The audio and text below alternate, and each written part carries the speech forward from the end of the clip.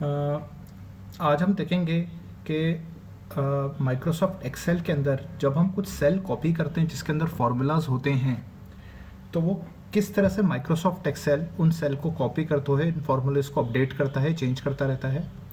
ठीक है। और किस तरह से क्या सही तरीका है ये सेल्स कॉपी करने का जिनमें अंदर फार्मूलाज लिखे होते हैं।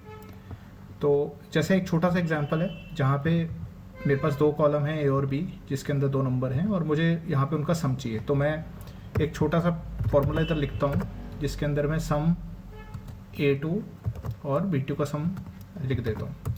अब क्योंकि मुझे यहाँ इसके नीचे भी यही करना है तो मैं इसको ईजिली कॉपी कर लेता हूँ इधर, तो मेरा अपने आप सम अपडेट हो जाता है।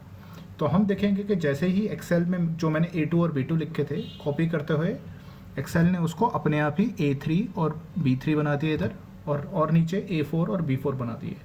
तो माइक्रोसॉफ्ट एक्सेल के अंदर इतनी इंटेलिजेंस है कि वो इस तरह से फॉर्मूलेज कॉपी अपने आप ही अपडेट कर देता है कॉपी करते हुए। हम इस चीज़ में एक चीज़ का ध्यान रखना है। फॉर एग्जांपल यहाँ पे कुछ और वैल्यू है, मान लीजिए यहाँ पे 10 है। अब मुझे यहाँ पे कुछ फॉर्मूला लिखना है जिसमें मुझे सम को 10 से मल्टीप्लाई करना है। तो मैं यहाँ पे ये करके इसको इस 10 से मल्टीप्लाई कर रहा हूँ, तो मेरी यहाँ वैल्यू आ गई। अब जब मैं इस सेल को कॉपी करूँगा तो आप देखेंगे कि यहाँ पे वैल्यू 0 आ गई। अब ये इसलिए हुआ क्योंकि यहाँ पर क्योंकि B7 लिखा हुआ था, इसको नीचे कॉपी करते हुए एक्सेल ने उसको ऑटोमेटिकली 8 कर दिया, B8 कर दिया, जबकि यहाँ पे B8 कुछ है नहीं।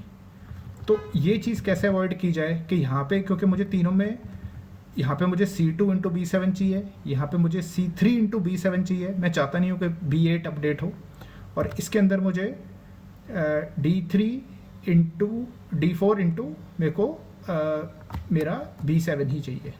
तो इसका एक सिंपल तरीका है कि इसके अंदर जो फॉर्मूले लिखे हुए हैं उसको मुझे B7 की जगह मुझे बस एक यहाँ पे इससे पहले एक डॉलर साइन लगाने की ज़रूरत है। जब मैं ये डॉलर साइन लगा दूंगा तो ये तो ठीक हो जाएगा, लेकिन जब कॉपी करूँगा मैं आगे तो ये एक्सेल डॉलर वाली चीज़ को चेंज नहीं करेगा। तो इसने C3 को तो यहाँ पे, इसने B3 को C2 को यहाँ पे C3 कर दिया, यहाँ पे उसने उसको C4 कर दिया, लेकिन बाकी उसने B7 ही रखा।